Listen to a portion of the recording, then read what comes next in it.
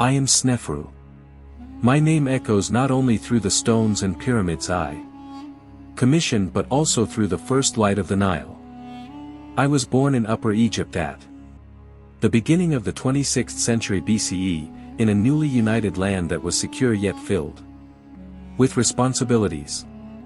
My mother was a wise woman, keeper of the sacred knowledge of the royal line, and my father taught me that a pharaoh's duty is to serve both the gods and the people. My childhood unfolded in the shadow of the palace, yet when I gazed upon the Nile, I found joy in observing the lives of my people. The diligent hands of farmers, the patience of fishermen, and the meticulous craft of artisans showed me the weight of the responsibilities I would one day bear. My education encompassed both rituals and governance. In the temples, priests taught me hieroglyphs, the names of the gods, and the meaning of sacred ceremonies. In the palace, I learned the arts of war, administration, and communication with my people. I understood early that wisdom and power are inseparable.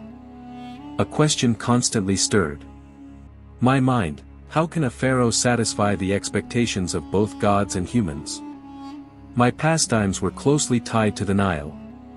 I loved drifting in my small boat, watching the sunrise spill across the waters, bringing both peace and a sense of responsibility. I feared the dark. The labyrinthine corridors beneath the palace and the shadowed rooms of the temples were frightening to me as a child. Perhaps that fear made me cautious and vigilant as a ruler. I also studied the various dialects of Egypt, for to govern a country is to understand its people and their languages.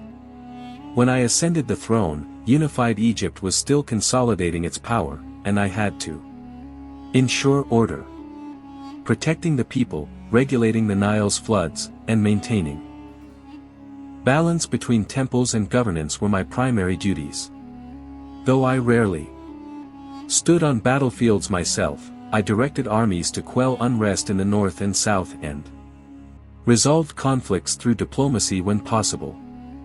A leader's power comes not only from victories but from the trust and loyalty of his people. My greatest achievements lie in the innovations I brought to pyramid construction. I first erected the Mighty Pyramid, then advanced architectural design with the bent pyramid and the red pyramid. I personally oversaw the placement of each stone, monitored the workers' efforts, and intended these monuments to unite the people while honoring the gods. For me, architecture was not merely a structure, it was a legacy, a symbol.